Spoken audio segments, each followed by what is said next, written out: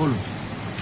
এই যে এখনকার বাজারে যে সমস্ত ইয়েগুলো টাকা বাড়াবার যে উঠেছে, যন্ত্রগুলো উঠেছে, সেগুলোতে আমার আস্থা নাই।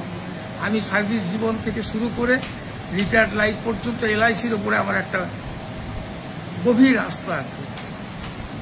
আস্থা কি না, ধরুন আমি যে সমস্ত যে টাকা যেটুকু যা পেয়েছিলাম বা আছে, সেটুকু আমি এলআইসিতেই ইনভেস্ট করেছিলাম এবং ভবিষ্যতেও করব। যেমন আমার ওল্ড জীবনশ্রী ছিল, আমার ধরুন এই জীবন আনন্দ দেখলেন, তারপরে বরিষ্ঠ পেনশন যোজনা, হ্যাঁ, 6,63,665 টাকায় আমাকে 5,000 টাকা পার মান্থ দেয়। কেউ দেবে? তা ওই সমস্ত ওই ফাটকাবাজারিতে আমার বিশ্বাস নাই।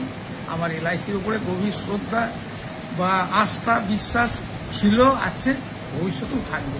আমার প্রজন্মকে বলবো যে যদি কেউ কোনো কিছু ইনভেস্ট করতে হয় এলআইসিতে করো। আপনি এই বয়সে এসেও অ্যাট দ্য এজ অফ 71 আপনি বললেন, আপনি এখনো মনে করছেন যে আপনি এলআইসিতে ইনভেস্ট করবেন? হ্যাঁ, নিশ্চয়ই।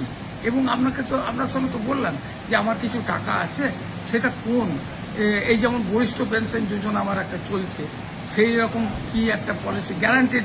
আপনার সঙ্গে যেটা আলোচনা হলো আমাদের জীবন অক্ষয় স্কিমের সঙ্গে আলোচনা হলো। আচ্ছা, এই আপনাকে যেটা আমরা ফিগার গুলো বললাম, তাতে কি আপনি মনে হচ্ছে যে এটা আপনার এই বয়সে এসে খুশি? হ্যাঁ, খুশি। মানুষকে আপনি তাহলে কি বার্তা দিতে চান যে এলআইসির সঙ্গে থাকা উচিত? নিশ্চয়ই থাকা উচিত। আপনি তো সার্ভিসিং লাইফ থেকে এতদিন পর্যন্ত এলআইসির সঙ্গে রয়েছেন, আমাদের পরিষেবা আপনার কেমন লাগে? খুব ভালো, খুব ভালো, খুব ভালো। অনেক ধন্যবাদ আপনাকে। আপনি সুন্দর থাকুন, ভালো থাকুন, এবং আপনার এই বক্তব্য আমরা চেষ্টা করব যে আরো সাধারণ মানুষের মধ্যে পৌঁছে দেয়। ভালো থাকবেন। নমস্কার।